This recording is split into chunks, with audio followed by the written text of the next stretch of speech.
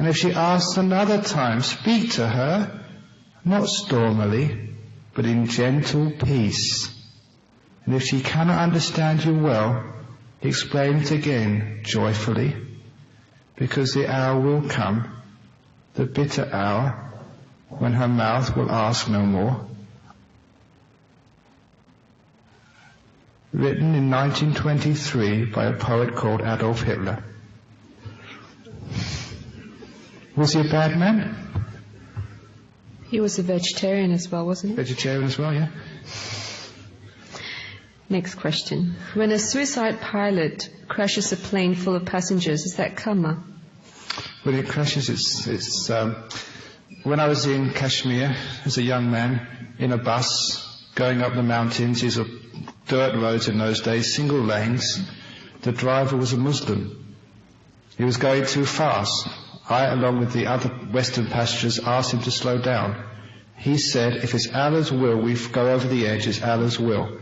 I said, I am not a Muslim. And I reflected afterwards, if the bus goes over the edge, a Muslim would say that's Allah's will. If it goes over the edge, a Christian would say it's God's will. If the Buddhists, what would the Buddhists say? Would they say it's bad karma? No, you'd say it's bad driving.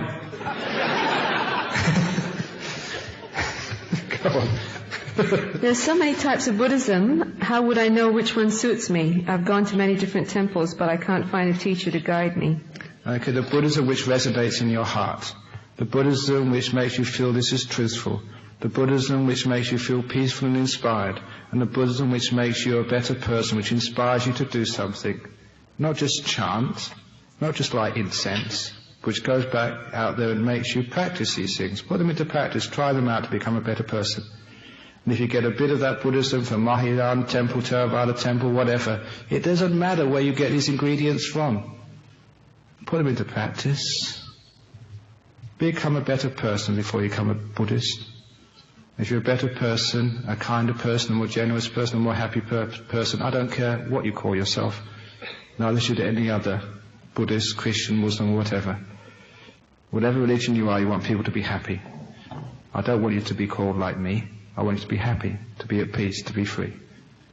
So it doesn't really matter which religion you follow or which part of Buddhism you follow. Just follow truth, follow peace, follow happiness, follow kindness. Is eating meat a form of violence, and does it create bad karma? Is eating meat a form of bad karma? As a young monk, I had to eat whatever I was given. Even these days, I've given up. I told people this morning that I don't own my stomach. I've already given it to each one of you. You can put whatever you want into it because I've given up trying. Even in vegetarian food, it's violence to animals. If you've ever been in the countryside and seen the fields ploughed, you'll see that many animals die because of planting rice. Bugs, worms, things which live in the ground get crushed and torn in two by the plough. Birds follow the plough to pick up anything which is on the surface made by the ploughing. Live animals, dead animals. Your life is always at the expense of others, even if you're a vegetarian. The point is, you want to limit the destruction of life, limit the harm of others, and realizing that your life is at the expense of many other beings, make sure you don't waste this precious human life. So other people, other beings who are sacrificed for your life, do not give their life in vain. Well, this is a different type of question. I'm a beautiful girl, but it gives me a lot of pain. Men like to stare at me, and my male manager likes to look at me, and I feel very painful. How do I deal with that mental state? Yeah. It's a good problem to have if you're a woman. That's a great question. Because people always want to be beautiful, and when they're beautiful, they find it's not what they expected. It's pain, it's difficult. There was one man who found a bottle on the beach. When he rubbed it, a genie came out. And the genie says, "What is your third question?" He said, "Hang on, I haven't asked the first two yet." He says, "Yes, you have. I remind you, your first one was, can I be beautiful?" And your second question, can you forget that wish, please? And she forgot. The original story was actually, I just changed it to fit the occasion. The original story was a man found this bottle on the beach, and the genie came out and said, what's your third wish? I haven't had the first two yet. Yes, you have. The first one was, can I win the lottery? And I let you win the lottery. And you were so pained and disappointed at what being rich was like. You asked, can you cancel that wish so I can forget it all? And I just did that. Sometimes what we wish for, when we get it, it's not what we expect. We want to be rich, thinking it will make us happy, and it doesn't. We want to be beautiful, thinking that will make us happy, and that lady has pointed out, it doesn't. When I was a young monk, I always got the worst of the food. At the end of the line, I had to just sit on hard concrete. All the senior monks got the soft seats. And they didn't need the cushions because they were so fat they had their own padding. And I thought that it would be so wonderful to be a senior monk. Once I became a senior monk, I thought it would be so wonderful to be a junior monk, because the junior monks don't have to do anything. They don't have to talk to people. They don't have to hear the same questions over and over and over again.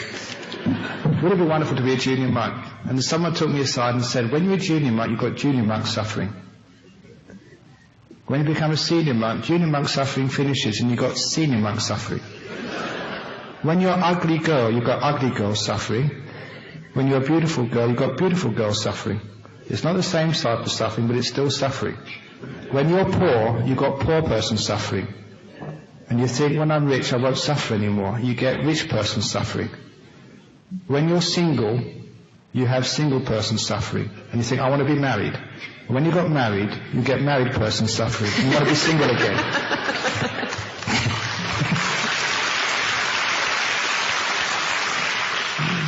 In other words, be contented? Be content. If you're beautiful and rich and popular, you'll still have suffering.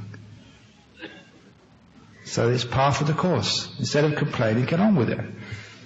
Do bad thoughts create bad karma, or does it have to be both thought and action to create karma? It has to be intention creates karma. So if you do things by mistake, you just sort of step on a bug, or you say the wrong thing to Ajahn Brahm, you call him an idiot. But you didn't mean to call him an idiot, it was just a slip of the tongue. Then it's no bad karma. It has to be intentional to be bad karma. Deliberate. Go on. That's an interesting one. What do you think about psychic abilities? Well, I knew someone was going to ask that question. You were slow. Next question. Go on. Okay. So you're confirming you're psychic? No, come on.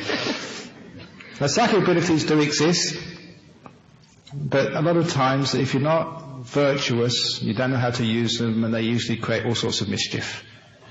So, in Buddhism, you get psychic abilities as long as you keep your virtue very, very pure. But if you misuse those abilities because you break your precepts, all those psychic abilities disappear. It's like a safety switch, a safety mechanism of nature. So you can't really abuse psychic powers. For example, that many people know that some monks, great meditators, can read your mind. Are you scared?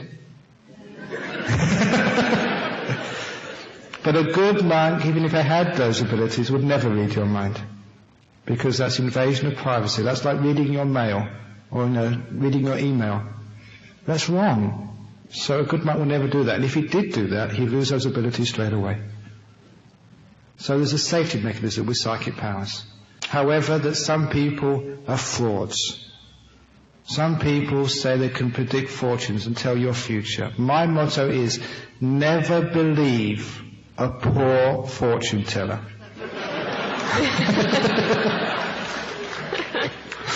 Okay, I'm sorry we can't get through all the questions, so this will be the last one. This is with regards to organ donation. According to Buddhism, the body should not be touched for at least 8 hours after death. How then can a good deed of organ donation be carried out? Okay, that is false. Nowhere in the sutras does it say that, and as a Buddhist monk who knows the mind, you can touch the body immediately after death. That is a false teaching which has come out only very recently in Singapore and Malaysia, which has caused so much trouble.